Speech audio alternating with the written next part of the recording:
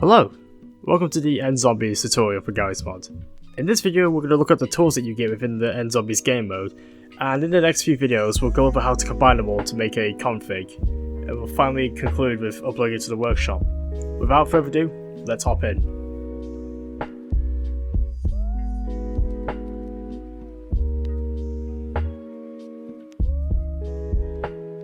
The zombie spawner does exactly what it says. It's a spawner for the zombies. When you place it down, it will place a green T posing a desert from Half-Life 2. You don't need to worry about turning it, just know that if it's there, a zombie will spawn with it if the conditions are met.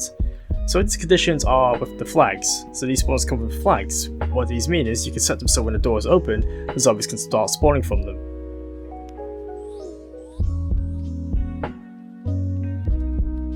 The special spawner is similar to the zombie spawner, but these are more for special zombies, like hellhounds or bosses. It can also include things like players who spawn in from perks such as Who's Who. They also have a flag system, similar to the other spawners. The difference is, with these ones, you really should ideally place these in the level rather than outside of the level.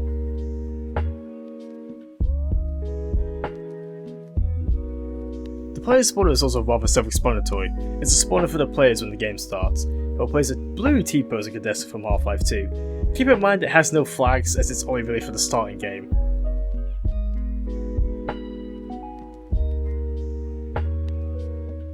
The door locker allows you to set some props to be doors, so players can buy them. You can set the price and also what flag they have.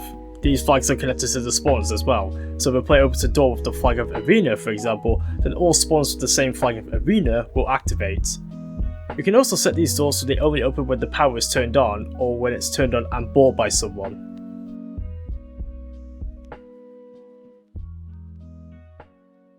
The mystery box is the same like it is in any other normal Call of Duty zombie game.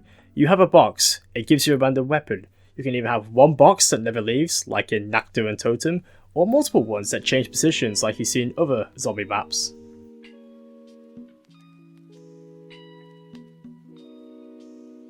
The weapon wall placer is kind of self-explanatory as well. You can select a gun of your choice, give it a random price, and set it on the wall. It even comes with chalk. You can't go wrong with chalk.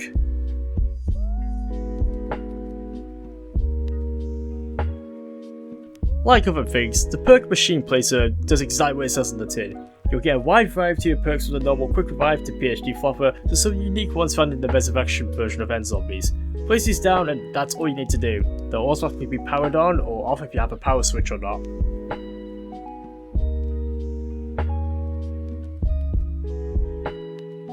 The Barricade creator is what you use to allow zombies to let zombies in and keep players in as well. They're usually used in conjunction with areas where there's an area just outside for zombies to spawn in. It can also be used to add shortcuts for the zombies so they can reach the players easier.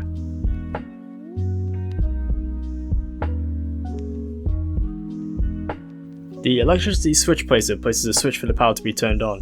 If you want the power to be on by default, simply don't place one of these and it will be on as soon as you start the game.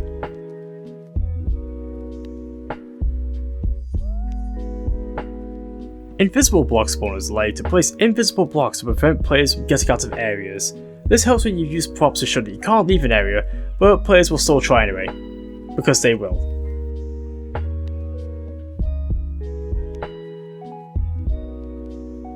Unique to the reservation pack of the nZombies pack, this allows you to set an area where players can stay without worrying of being teleported because they're in an area where zombies can't reach them. You may use this in a room where you teleport somewhere but eventually get kicked back out after a set time, like in Kino der Toten for example.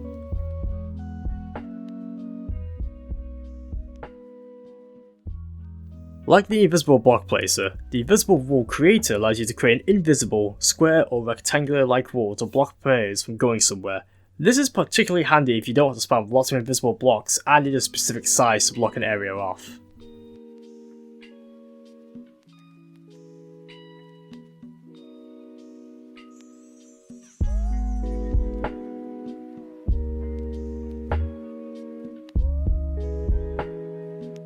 The damage wall creator is used to deter players from staying in one spot that they really shouldn't be in, or to get them away from an area that's too campy, like say they're in a high up area or they're in some water for example.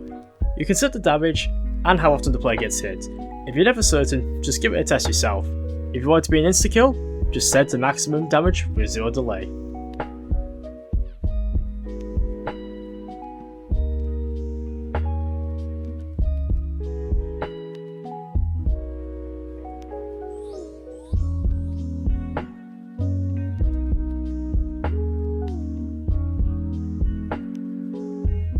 Another tool unique to the Resurrection Pack, this allows you to place an ending prop that, once triggered, ends the game.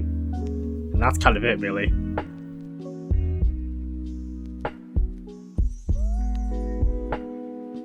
The Easter egg spawner allows you to place hula dolls that, once all activated, play a song of your choosing. Currently, as of recorded, this only supports SoundCloud tracks.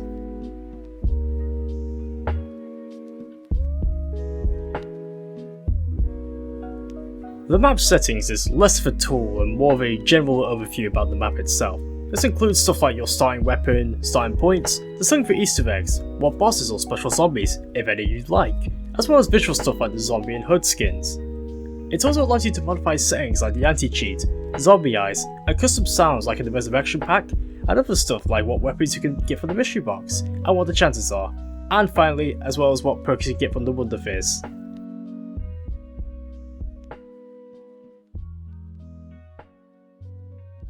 The Navmesh editor is the main tool for nZombies. You'll want to be using this as it allows you to modify where the zombies can and can't go. It's a pretty advanced tool though. It will be covered in another video in more depth, I promise.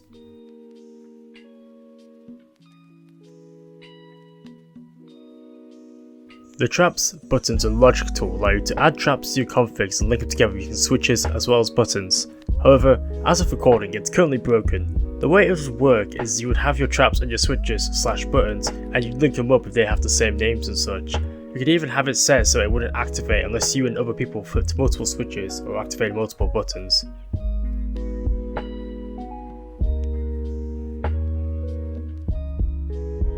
The Navlock tool works in conjunction with the Navmesh editor and the door locker tool, which prevents zombies from trying to get through a door to reach you when it's locked. To do so, click on the Navmesh under the door and then click on the door you created, and it will then lock them together.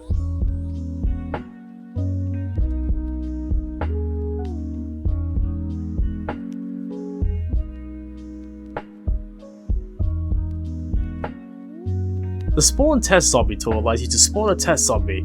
This is pretty handy so that you don't have to keep saving and starting a new game every time you want to do some quick tests in Navmesh. Just left click to spawn the zombie and right click to remove it. Easy as that.